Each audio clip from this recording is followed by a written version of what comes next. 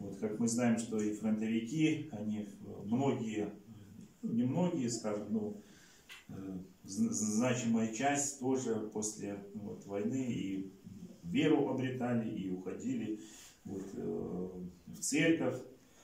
Вот, среди них тоже многие известные, там, и становились священниками, духовными лицами. Вот.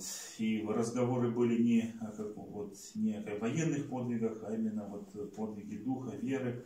Вот это самое главное. А все страхи войны, вот эти вот, то, что нас ставит только лишь, повышает наш эмоциональный фон, он остается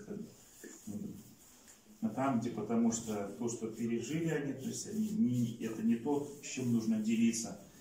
Вот, а мы вот именно должны тоже задуматься, что мы, слава Богу, живем в мирное время, поэтому будем благодарить Господа, воскресшего Господа нашего, что Он послал нам вот этот мир, благодействие, чтобы мы стали продолжателями этого мира, вот, внутреннего и мира внешнего, вот, любой ценой и верой, чтобы мы побеждали всякого врага и супостата.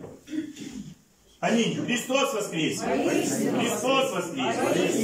Христос воскресе! Господи, помолимся.